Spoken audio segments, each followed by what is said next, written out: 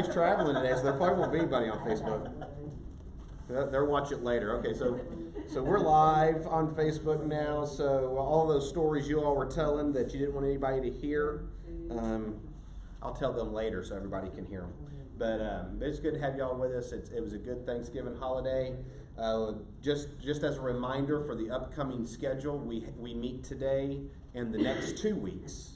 But the 15th is the last life group meeting of the year. In January, we'll begin again. Oh, your mama's on.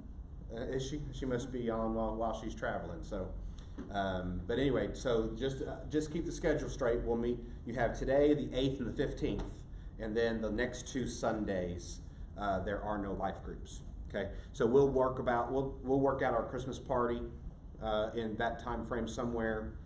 Maybe we'll on one of those Sundays where we don't have life groups. Maybe we come together after church, after the worship service for something. We'll see. We'll get it all figured out. So that's that. So we have been in John chapter 3 for the last couple of weeks, and today we're going to be beginning chapter 4. Today we're just going to have a dialogue back and forth. We're just going to have a Bible study kind of a deal. I don't have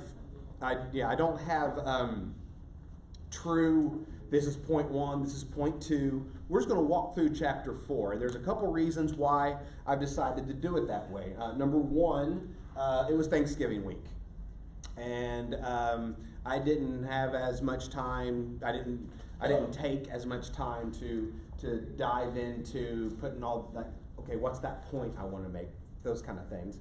And then the other side of it is, if you recall, not very long ago, we had an entire month in John chapter 4 as we studied our core values as a church. Dr. Phil Jones had written those lessons for us, and we walked through in January of I think it was January of this last year, but we walked all the way through John chapter 4 in 4 lessons. So we've been there. So this is going to sound very familiar. So today, for those of you in the room, I'm just going to ask some questions as we walk through it. See what you remember. Here's your test, and then we will just see what else God has pointed out. I've got a couple nuggets I want to give you. But Jesus has finished his discussion with Nicodemus in John chapter 3, and then John the Apostle began a discussion about John the Baptist, if you remember from last week. And we talked about the fact that John the Baptist was telling his disciples, stop being jealous over the fame that Jesus is starting to get. It's not about me, it's about him. In fact, he says he must increase, but I must decrease. So it's not about John the Baptist. He had done his role as a forerunner. He had done, not a Toyota, but as the one who came before Jesus. He had done his role as he uses the illustration of the bridegroom and the groom and the bridegroom's friend. He had done his role. Once the bridegroom was there and picking up the efforts and doing what he was called to do, the bridegroom's friend's job was finished. So it's not about him. So we pick up in John chapter 4, and it says, now when Jesus learned that the Pharisees had heard that Jesus was making and baptizing more disciples than John, although Jesus himself did not baptize, but only his disciples, he left Judea and departed again for Galilee. That, by the way, is about a 40-mile trek he was going to be making. He had to, according to verse 4, and he had to pass through Samaria. So he came to a town of Samaria called Sychar, near the field that Jacob had given to his son Joseph. Jacob's well was there. So Jesus, wearied as he was from his journey, was sitting beside the well. It was about the 6th hour, and that for us would be about noon. Okay, so Jesus has left Judea. He's moving toward Galilee. He comes to the area that is known as Samaria, and it says, according to verse 4, he had to pass through Samaria. Why is that interesting to us? Any ideas? Jews weren't big fans of. Okay, Jews weren't big fans of Samaria. Why not? Do you remember? They were mixed breeds. They were a mixed breed. That's right. And just for your biblical history lesson, in 722 BC, the Assyrian king brought his army into Samaria. Samaria was, the city of Samaria was the capital of the northern kingdom of Israel.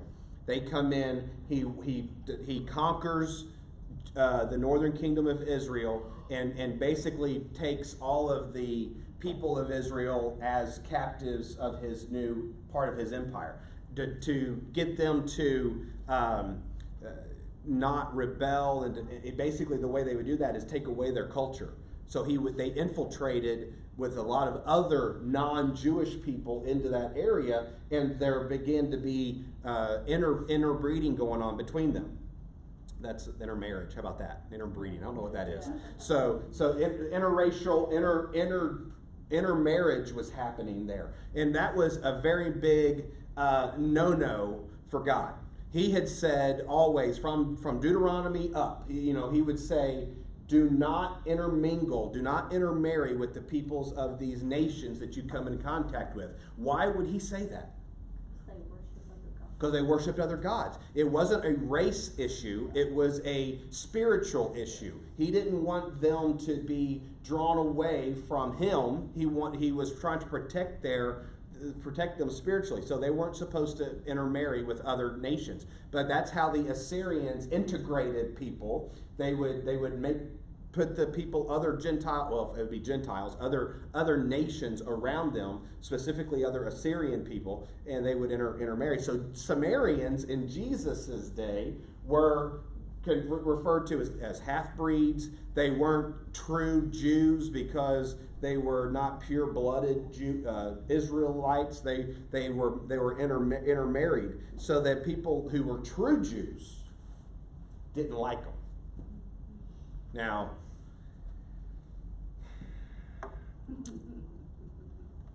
we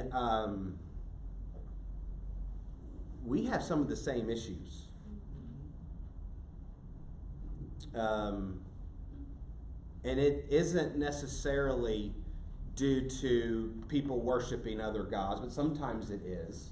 But we look upon other folks who are different from us, from whatever reason, with disdain as well. So we can't look down on the Jews too much. In fact, I got to give a Jewish person who was willing to go the extra mile, literally. I mean, they wouldn't walk through Samaria.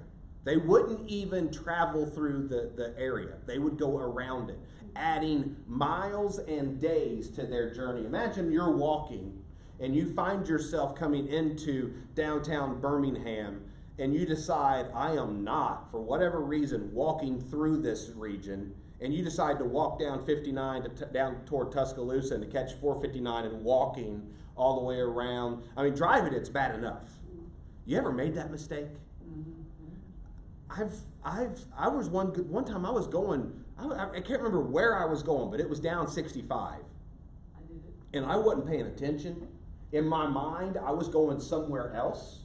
And I jumped on to 59 toward Tuscaloosa, and I was past Arkadelphia before I realized what I had done.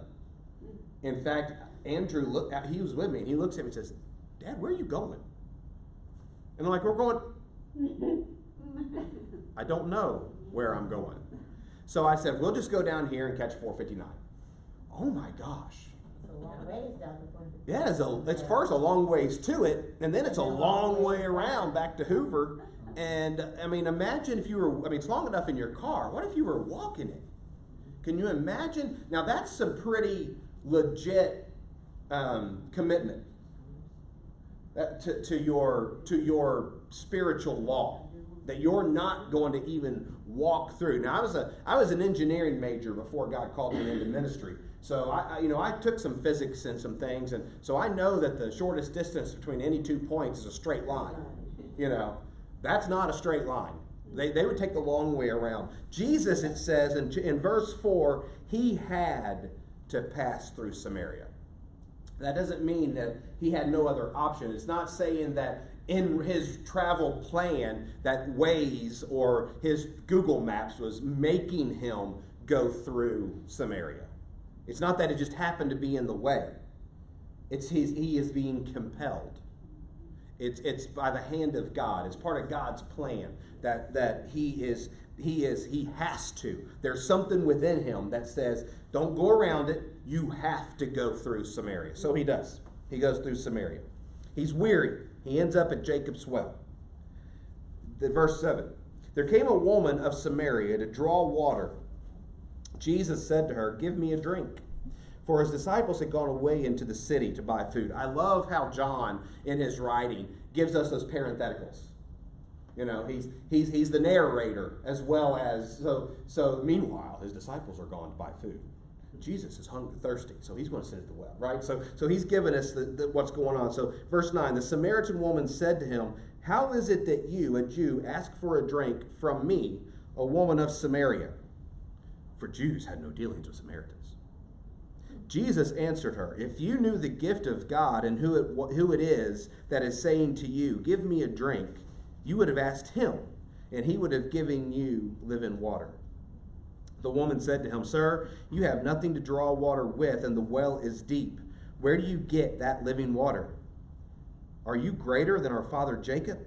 He gave us the well and drank from it himself, as did his sons and his livestock. Jesus said to her, everyone who drinks of this water will be thirsty again, but whoever drinks of the water that I will give him will never be thirsty forever. The water that I will give him will become in him a spring of water welling up to eternal life. The woman said to him, sir, give me this water so that I will not be thirsty or have to come here to draw water. So who's the players? We got two individuals here having a conversation. We have Jesus, obviously, God in the flesh, the Messiah, the Christ. He's also known, since he has disciples, he would be considered a rabbi.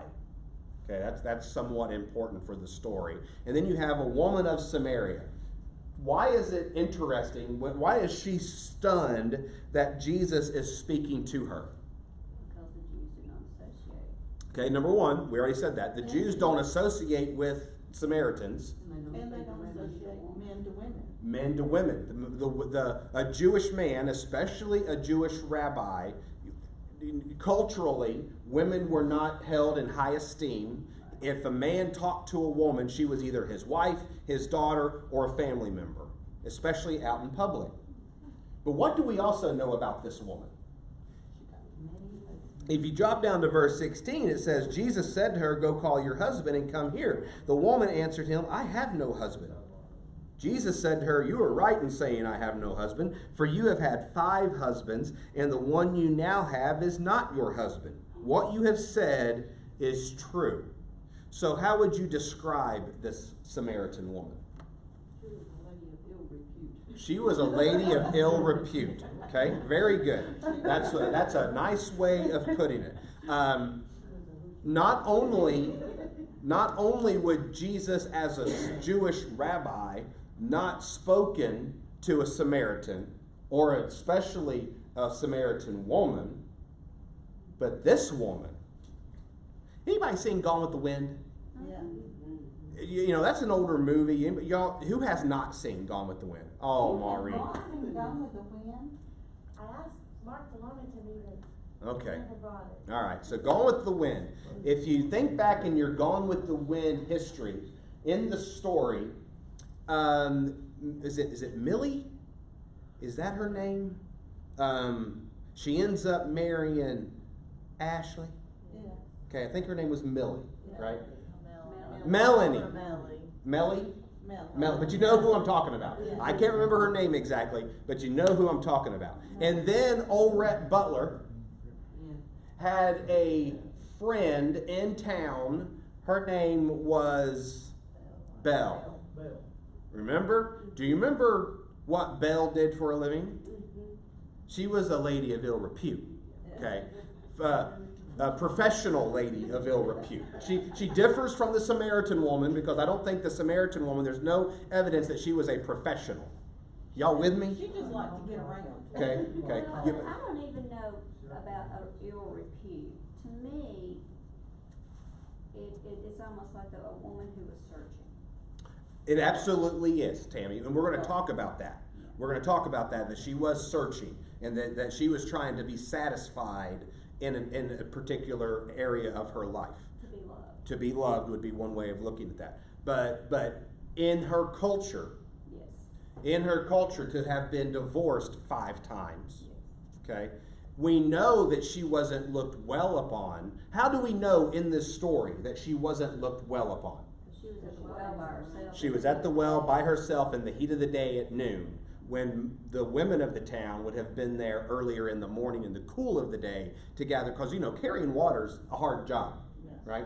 So, oh, by the way, just a side note, I have a friend who just recently did some studying in Israel. He did some classwork where they were out in the field, hands-on visiting as they studied the history of the area. Really cool. He drank water from the same well. Still there. Still has, now, either it's got a great tributary underneath it or aquifer feeding it, a natural spring or whatever, or there was somebody down there when they had dropped the bucket in pouring water in it for him, But it was from this. But he drank water out of this same well, which is pretty cool. And the picture of it did not look like what I've always pictured in my mind. Yeah, you think it's gonna be this big old well? Big old stone thing with because that's the illustrations you've seen. That's where you've, or it's a little bitty thing with a gazebo type, and you were kind of, Anyway, so so she's there. You've got Jesus who's not going to speak to her, and then you have the fact that he brings up and has a conversation with her. Okay, so y'all with me? Are we on the same page? So he says to her, "Give me something to drink." And she's stunned, and he says, "If you had just known who was talking to you, you would have asked of me, and I would have given you living water." And he uses a terminology, "I will give you living water that is welling up like a spring." So it's that, Jacob's well, look at the symbolism there. Jacob's well has a natural spring feeding it. It never runs out. In fact, even today, they're still drinking water out of it. 3,000 years later, they're still drinking water out of it. So that's amazing. So look what Jesus is offering her. He is offering her this water. So what did the water represent in her life? Think about her life. It's new. We're in John chapter 4, for those of you who have come in from the choir. We're in John chapter 4 talking about the lady at the well, the Samaritan woman. And so what did the whole process of coming to get water just represent in her life? A thirst. A thirst, okay. Things she was lacking, okay. A thirst, a need, things she was lacking. New life, okay. That's where it ends up going, okay. Since she was coming when the other people were not there, it also probably represented some shame for her. That's kind of where I was headed, Pat. The whole process, every day of having to go get water, would have been a remembrance because of the fact that she would come at noon. Because she didn't want the stares. She didn't want the people pointing at her. She didn't want the rejection and the whispering that would go on about her. The whole process represented shame and guilt in her life. Go back to John chapter 3, the story of Nicodemus, Jesus' conversation with him. So look at the contrast of what we have here. We have, who was Nicodemus? Pharisee. He was a ruler of the Jews, right? So he was high up. He was a Pharisee. He was a religious leader. He was a Jew of Jews, right? He was. When you look at the contrast, you had the religious elite of the Jews and if women are at the lower end of the spectrum for people in that culture, a woman who has been married 5 times and is living with somebody else would even be at the lower end of women. And then you add to the fact that she is a half-breed Samaritan. Okay? She's part Jew. So you see the vast difference. How would you think about Nicodemus and the fact that he was searching. What was he searching for? Think about their lives, the different lives they led.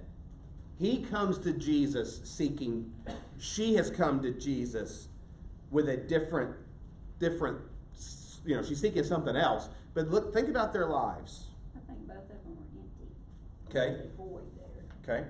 Both of them are empty. Good. And I think he was trying to find out why Jesus wasn't necessarily everything he'd been taught all his life, but he was still doing all these miracles and things, and God, and he had to recognize that, but Okay. it wasn't necessarily his teachings and what he learned in his life. Nicodemus is as a religious leader, he has lived, he would have been one of those people who would have walked all the way around Samaria, right? He lived his life seeking the benefit of the religiosity that he portrayed. He was a religious person seeking, still needing because he was missing something. She isn't a religious person. She believes in the same God because she has got Jewish heritage in her, and she would have been taught. And she brings up worship here in a little bit, that we might not get to today, but we'll talk about it some other time. But she brings up worship, so she has that. But she is seeking as well. There is something missing in her life. Flip over to Ecclesiastes. Ooh, can you find that one? Ecclesiastes chapter 2. That's so you have Proverbs, Song of Solomon, and then Ecclesiastes. If you're looking it up old school. If you're looking it up on your phone, just touch Ecclesiastes. Chapter 2. We're going to start in verse 12. Look at who is Solomon? He's the one writing the Ecclesiastes. Who is he? David's son. He's king. Wisest man to ever live. So he's got wisdom coming out the wazoo. All right? So that, and I don't know if that's appropriate, but he's got a lot of wisdom, okay? So you get to verse 12 of chapter 2. Listen to what he says. So I turned to consider wisdom and madness and folly. For what can the man do who comes after the king? Only what has already been done. Then I saw that there is more gain in wisdom than in folly, as there is more gain in light than in darkness. The wise person has his eyes in his head, but the fool walks in darkness. And yet I perceive that the same events happened to all of them. Think about that now. He says, I perceived the same event happens to all of them. Then I said in my heart, what happens to the fool will happen to me also. Why then have I been so very wise? And I said in my heart that this also is vanity. For of the wise as of the fool there is no enduring remembrance, seeing that in the days to come all will have been long forgotten. How the wise dies just like the fool. So I hated life, because what is done under the sun was grievous to me, for all is vanity and a striving after wind. I hated all my toil in which I toil under the sun, seeing that I must leave it to the man who will come after me, and who knows whether he will be wise or a fool. Yet he will be master of all for which I toiled and used my wisdom under the sun. This also is vanity. What does Solomon say in here? Why am I working so hard to be wise? Everything I'm working for is going to be handed over to somebody else eventually. And I don't even know if he's going to be wise or not. He may be a fool and waste everything I've worked hard for. The working for wisdom, basically Solomon is saying, if I'm working for wisdom for the sake of wisdom, it's useless. If we are coming to church for the sake of checking off a list to say I've come to church, it's useless. if we are doing anything, you pick the behavior. You pick the attitude. If you are doing it yourself for the mere purpose of simply being able to say you did that, it's vanity. It's worthless. Are you good just so people will say you're good? Do you try to live holy for the sake of being holy? That's what Nicodemus was doing. Nicodemus was living a life of trying to live by this very stringent religious rule, and he was still missing something. He was still missing the fact that something was in his life empty. It's you, I'm sorry. That's okay. I don't know how to turn it on. That's okay. So Nicodemus is missing it. Solomon is very wise, and he's basically saying, if all this wisdom is just for the sake of being wise, it's a waste. Why do you do what you do? Why do you serve Jesus? Are you serving him to glorify him? Are you serving him for the sake of actually being closer to him and more like him? Or are you trying to do it so others around you will see it and therefore will think better of you? We all have to come to our motives. We all have to look at why we do what we do. Nicodemus comes to Jesus. He's been very religious in chapter 3, right? He's coming to him and he's asking, how do I get eternal life? I'm missing something. Jesus lays it out for him and says you have to be born again. And he takes him very literal, remember? Well, how in the world could I possibly enter back into my mother's womb? He probably would need even counseling to think about that. So there's all of that going on. And now you go to chapter 4, and you have a woman who is just as empty, but for a completely different reason. Jesus, you remember he told us in chapter 3, verse 16, that he has come for the whole world? You see that playing out through the rest of chapter 3 and into chapter 4 as he speaks to the religious elite. And now he's speaking to a half-breed Jew, and of all that, a woman, And then later in chapter 4, he's going to talk to a Roman official who is completely a Gentile. He's for the whole world. It doesn't matter what you're seeking. What is it in your life that represents your shame and guilt? Don't raise your hand and answer that. That's all on you. For this woman at the well, the whole act of going to get water represented the shame and guilt of her life. In fact, it's cool. We'll look at it later, probably next week. But remember when she goes off back into the town to start talking? What does she leave behind? Her jug. Representing that whole area. She's left it. She's left it at the feet of Jesus. All that shame, all that guilt.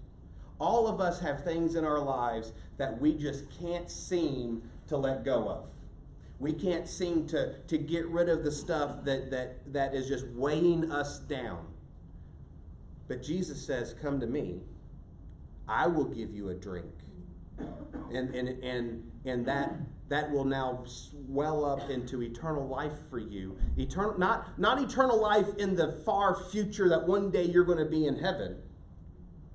John tells us in chapter 10, verse 10, that Jesus came to give us life and to give it to us. Right. Now, he came to give us life. The eternal life that we are living, the way that we glorify him begins now, not later. So he tells her, he says, Nicodemus took it very literal. You have to be born again. She takes it very literal. Sir, you don't even have a bucket, and this well is deep. She's a little slow, right? She's a little slow, but let's give her a break. Now, he is making references to Old Testament things. In Jeremiah chapter 2, verse 13, God talks about the living water, the water that he represents. In Deuteronomy and in different places also, in Jeremiah, wait a minute, where'd it go? In Deuteronomy, other things are being said that he's making inference to, and she's not quite catching it. But she's not had the religious background and bringing up that like Nicodemus did. So don't be too hard on her. Some of us have sat in church all our lives, and we're still spiritually blind to some of the things God's trying to tell us. Let's don't be too hard on her. But he says, all you need is what I'm going to give you. She takes it literally. That's when he says, well, let's make the point a little clearer. Go call your husband. So he's trying to be a little more casual with her. You're coming to get this water. I know what this water represents in your life. I'm trying to help you. But you're not going to get it. So let me show you I know who you are. Let me show you I know what this water that you're coming to get in the heat of the day represents in your life. Why don't you go call your husband? Well, I don't have a husband. You right. You've had 5. Right? I don't know what that says about her. Culturally, she couldn't file for divorce. The man had to. So I don't know what kind of baggage she carried in her life that made relationships impossible for her. But it doesn't necessarily say she was divorced though. We don't know how many of those husbands died. I think the inference is that these are divorces. Judging by the fact that Jesus goes on and says, you're right, you've had 5, and this 6th one you're with isn't your husband. So to me, there's an inference there, an undertone of broken relationships. I don't think it's a undertone of being a widow time after time. But wonder what is going on in her life. You know, we sit in this room together week after week. Maybe she just chose the wrong week. Maybe. You know, there are folks who are, for some reason, drawn to the wrong people. Okay, so we're getting some amens in the room. I hear you. All right, so there, you know, and what causes that? I don't know. I mean, we could get into psychological stuff of it about how your dad was and the relationships you had as children, and we could get into all that. But truth be told, we all, especially those who are sitting in this room, okay, those of us who are claiming the name of Jesus, and we're learning and we're growing in Him, and we are supposed to be finding our identity in who He is, not in those old relationships. I was talking just this week with my mom about some folks, and you listen, generational curses are for real. Yeah, absolutely.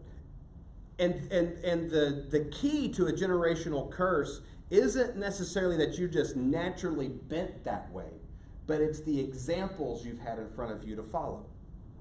Somewhere along the way, someone, and to break that curse, has to wake up and say, what we've been doing all these different generations is just wrong. I'm fixing it. Y'all with me?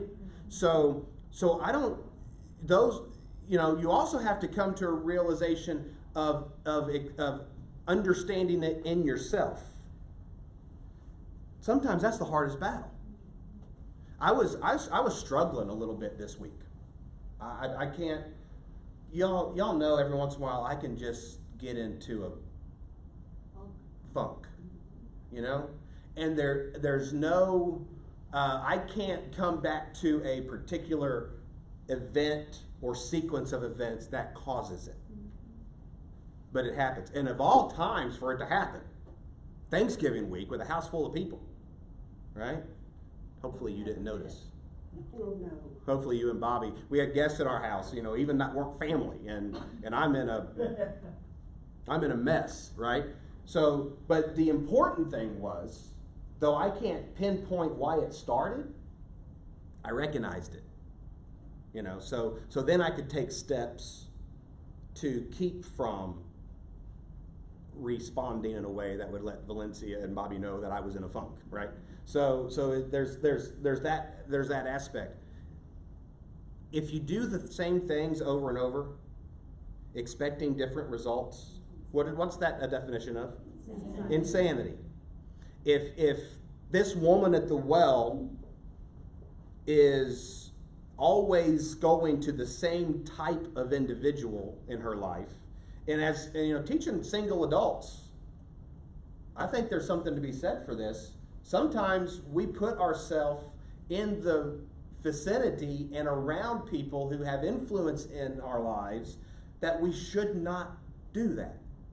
Does that make sense? I'm trying to be kind in the way I word things this morning. I don't want to be like, y'all just need to wake up. Just go ahead and step on our toes. No, I don't want to. We probably need it. But it's not. But listen, it's not just y'all. It's all of us. We wonder why we're not growing in our walk with Jesus, and then we don't think to look at our closest friends around us. Are they going after Jesus? You say, well, I love him, but I'm not really any different than I was before I loved him. Well, are you hanging around the same people doing the same things you did before you loved him? That's a change that you need to make. We can't flip switches and just all of a sudden things are the way they're supposed to be. It takes some effort, right? How do we make things different? Well, how does this woman make things different? She finds her satisfaction in the only one who can truly give it to her. We can't find our satisfaction in the things we go by. I was talking with a friend earlier that he's needing a new job, and he's questioning. He's not as specific about the type of job he's looking for as he is that it needs to be more money. And he's questioning, do I have the wrong motives wanting a new job for more money? I was like, well, it depends on why you want more money. If you want more money so that you can buy more things and have a bigger truck and put a boat in your driveway then yeah, you've got the wrong motives. If your motives are to put food on your family's table a little easier, then I don't believe your motives are incorrect at all. And he said, I'll be honest with you, I would like also to have more so that I could give more. Like, well, amen. And there's nothing wrong with that. I've got, I mentioned, I'm on Facebook, so I want to say it anyway. My brother-in-law, y'all know my brother-in-law, Roy. Yeah. Y'all know him? Yeah, we know it. He could be a millionaire and still live paycheck to paycheck because he gives it all away. It's just natural to him. Just gives it all away.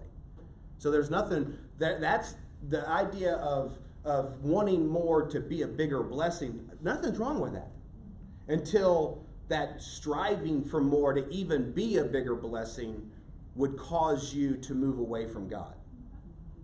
Even good things can be wrong if they get in the way of God. Anything that takes his place in our life would be considered a sin. Jesus says, you should have asked me. I would have given you the water. So he says, call your husband. I don't have one. You're right. The one you're with is sick, is your sixth guy, and he's not even your husband. She says, the woman said to him, sir, I perceive that you are a prophet. What is she saying? All right, smarty pants. All right, now, I've had some of this lately. Josh Moody did it this morning, as a matter of fact, in the other class. He was teaching, and he said, all right, Keenan, you have your doctorate. And I was like, oh, great, here it comes. So there's some expectation that because I've received this degree that I should be smarter than people or all-knowing. There you go. And I couldn't answer his question, so I said, well, maybe after they actually give me the diploma on the 14th, I'll know it then. But she's saying to Jesus, I perceive you are a prophet. Our fathers worshipped on this mountain, but you say that in Jerusalem is the place. Now, when she said you, she doesn't mean Jesus specifically. She's saying the Jews, basically. All right? You say that in Jerusalem is the place where we ought to worship. So what's she doing? What's she doing bringing up this whole worship? Where do you worship thing? Changing the subject, right? Let's see. What'd you say? I said questioning where he really stands. Question where he really stands. All right. The fire's getting a little warm, Bill. Jesus has pointed out some things. And he's hitting the nail on the head, and she's squirming. Turning the focus around on him. She's getting the focus off of herself and putting it somewhere else. So what is one of the biggest arguments between the Samaritans and the Jews? where we worship. So she turns it, well, you say Jerusalem. We say on this mountain, which would have been Mount Gerizim. So Jesus said to her, woman, now remember, that's not disrespect. He's not saying, woman, right? And gentlemen, I would say don't ever use that tone with that word. So it's actually a formal response he's making to her. He says, woman, believe me, the hour is coming when neither on this mountain nor in Jerusalem will you worship the Father. You worship what you do not know. Remember, she's not a full Jewish person. We worship what we know, for salvation is from the Jews. But the hour is coming and is now here when the true worshipers will worship the Father in spirit and truth, for the Father is seeking such people to worship him. God is spirit, and those who worship him must worship in spirit and truth. The woman said to him, I know that Messiah is coming, he who is called Christ. When he comes, he will tell us all things. Jesus said to her, I who speak to you am he. Well, that's how the ESV translates that verse. How does the NIV, anybody reading the NIV? How does it translate verse 26? Then Jesus declared, I who speak to you am he. Okay. New Living Translation says, then Jesus told her, I am the Messiah. Okay. Well, the actual Greek here, the more literal translations, which would be the NIV and the ESV, the ENLT is not as literal, but it's still a good translation. So don't hear me say it's wrong. But the actual Greek here, we've added the word am he. Okay? The actual translation would be, I am who speaks to you. I am. Where have we heard that before?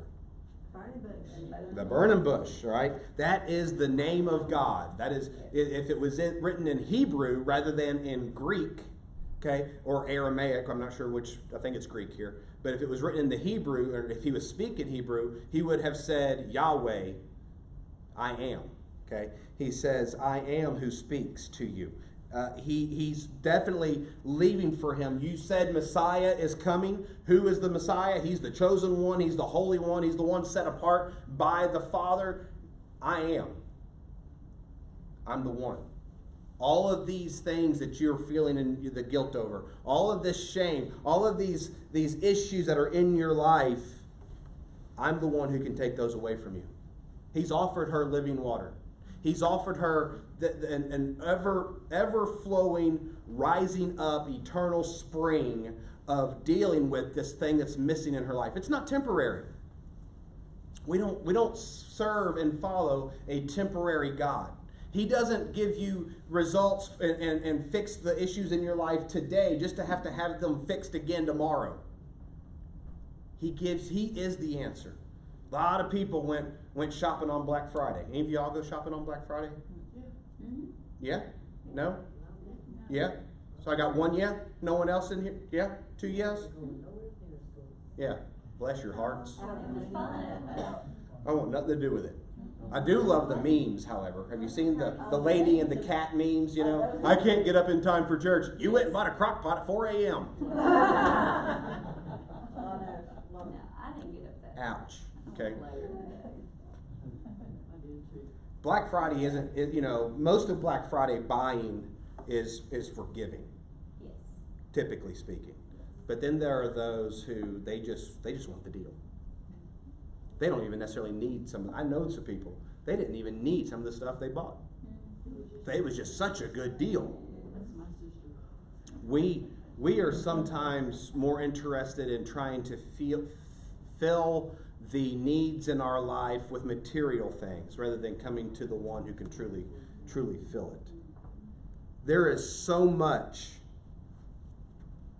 in chapter 4, so many different angles. You remember at the I want to throw this out there, and I didn't read this anywhere, so this is a Cananism. This could be really off base. I don't think it is. But at the end of chapter 2, Jesus cleanses the temple. Remember that? He cleanses the temple, and and we talked about that this would have been all taking place probably out in the court of Gentiles. Think about the temple. In the very center is the Holy of Holies. What did the Holy of Holies represent? Presence of God.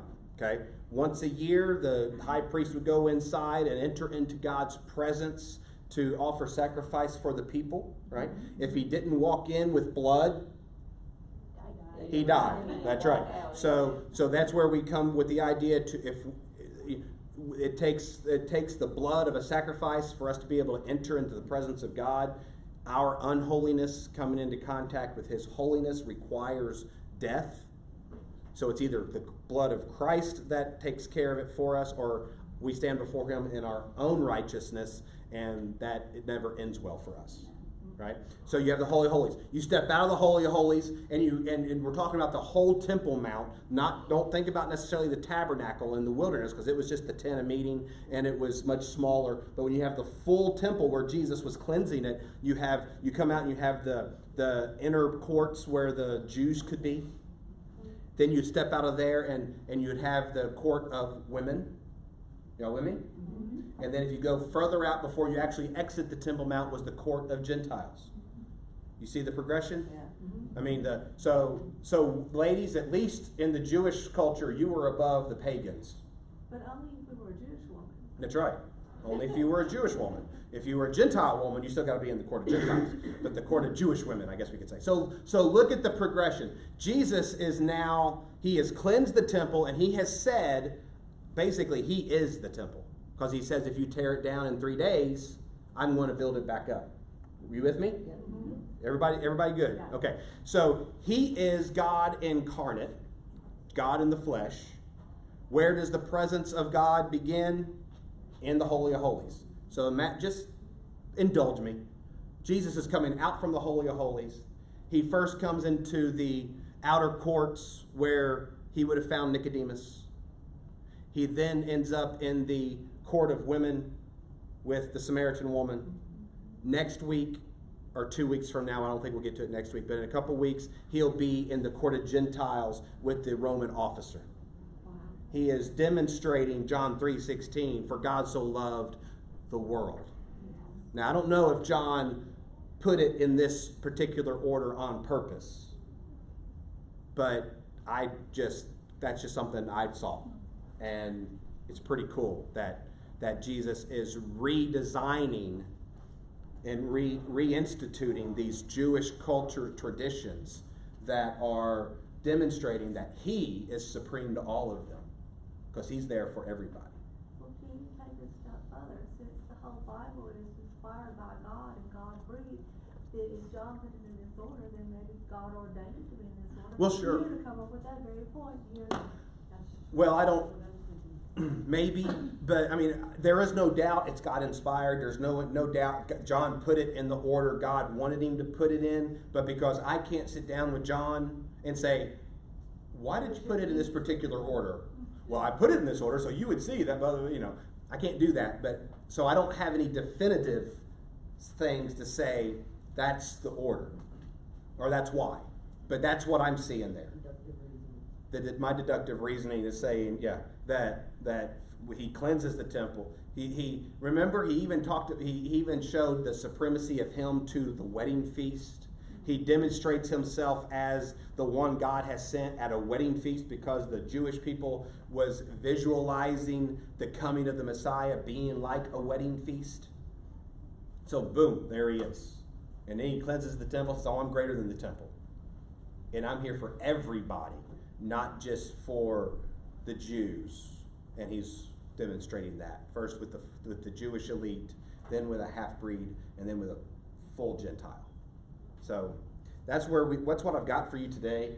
I like just Bible studies every once in a while rather than getting too specific about points. But if you've got any questions, you're free to ask them and send them to me. Facebook folks, if you have anything, you can send it to me on instant or on a private message or just there on the comments. And we will see you all back next week.